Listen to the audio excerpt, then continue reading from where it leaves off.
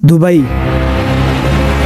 लोग समझते हैं दुबई अमीर है क्योंकि वहाँ तेल निकलता है, लेकिन ये सबसे बड़ा झूठ है जो दुनिया इस बात पर बिलीव करती है। सच ये है, दुबई का 95% से ज़्यादा रेवेन्यू ऑयल से नहीं आता। उसका बड़ा भाई अबू धाबी तेल से अमीर तो ज़रूर होगा, लेकिन दुबई नहीं। तो जिस शहर में सोना वेंडिंग मशीन से निकलता है, जहां दुनिया की सबसे बड़ी बिल्डिंग है और जहां की पुलिस लैम्बोर्गिनी में घूमती है, उस शहर ने ये पैसा कहां से बनाया, चलिए समझते हैं। आज से सिर्फ 60 साल पहले दुबई एक छोटा सा ट्रेडिंग सेटलमेंट था, जहां लोग अपना गुजर बसर फिशिंग पकड़कर गुजारा किया करते थे। वहां ना कोई स्काई स्क्रैपर, ना मॉल्स, बिजली तक पूरी तरह अवेलेबल नहीं थी। फिर 1966 में दुबई को तेल मिला, लेकिन अबू धाबी के कंपैरिजन में बहुत कम था। अबू धाबी के पास यूएई का ऑलमोस्ट 94% ऑयल रिजर्व है।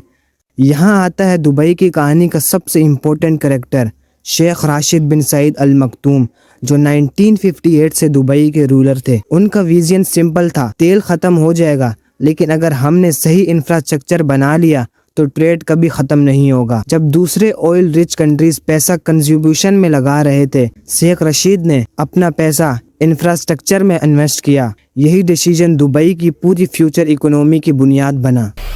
1970 में शेख रशीद ने एक डिसीजन लिया जो उस वक्त पागलपन लगा लोगों को।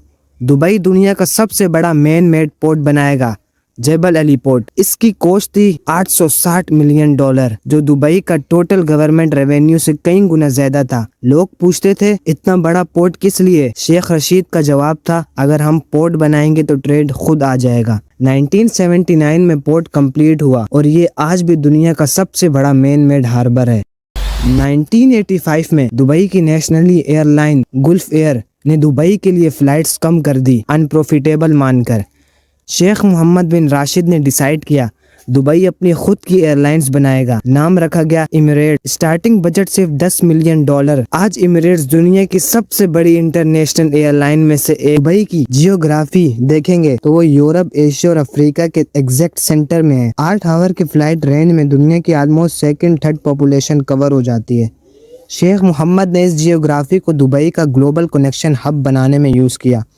अगर आप लंदन से सिडनी जाना चाहते हैं, आप लाइकली दुबई से होके जाओगे, और जो भी ले ओवर करता है शॉपिंग, होटल्स और पैसा खर्च करता है अपना। 1990s के एंड में दुबई ने रियलाइज किया सिर्फ ट्रेड और एयरलाइन काफी नहीं, कुछ ऐसी और चीज लाओ जो दुनिया भर के लोगों को दुबई डायरेक्टली अट्रैक्ट करे। 1999 में बनाया बुर्जुल अरब, दुनिया का पहला self declare 7 star hotel, sail shape में आर्टिफिशियल आइलैंड पर। ये सिर्फ एक होटल नहीं, मार्केटिंग टूल थी। हर न्यूज चैनल इसको कवर करता था। फिर 2004 में शुरू हुआ दुनिया का सबसे एम्बिटियस प्रोजेक्ट बुर्ज खलीफा। 2010 में कंप्लीट होने तक ये दुनिया की सबसे बड़ी बिल्डिंग बन चुकी थी, 828 मीटर। ये सिर्फ हाइट के लिए नहीं बनी, ये दुबई का स्टेटमेंट थी, हम कुछ भी बना सकते। हम अब बात करते हैं दुबई की सबसे अंडररेटेड स्ट्रेटजी की, जीरो इनकम टैक्स। दुबई में रेजिडेंट को अपनी सैलरी पर कोई पर्सनल इनकम टैक्स नहीं देना पड़ता। ये पॉलिसी दुनिया भर के हाई अर्निंग प्रोफेशनल और एंटरप्रेन्योर के लिए एक मैग्नेट बन गई। अगर आप अपने देश में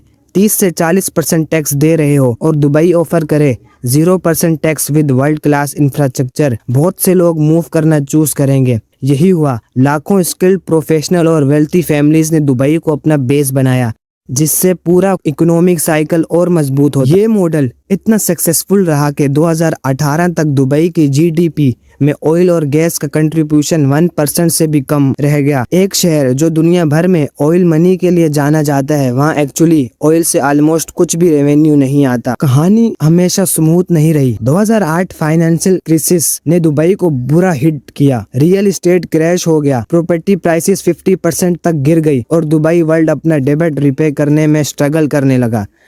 उस वक्त अबू धाबी ने दुबई को $10 मिलियन का बिल आउट दिया। कोविड-19 ने भी टूरिज्म और एविएशन को बड़ी हिट दी। इमिरेट्स ने बड़े लूजेस फेस किए, लेकिन दुबई ने फास्ट रिकवरी की और दुनिया में सबसे पहले टूरिज्म रीओपन करने वाले में से रहा। तो दुबई की जीडीपी में ऑयल और गैस का कंट्रीब्यूशन 1% से भी कम है। 200 प्लस नेशनलिटी दुबई में रहते हैं। दुबई मॉल में सालाना 80 मिलियन प्लस विजिटर आते हैं। दुबई दुनिया का 4th मोस्ट विजिटेड सिटी बन चुका है। ये सब सिर्फ 50-60 साल में हुआ। तो ये थी दुबई की असली कहानी। स्ट्रेटेजी और बोल्ड डिसीजन से अपने आप को दुनिया का सबसे सक्सेसफुल सिटीज में बदल। कमेंट में बताएं आप दुबई गए हैं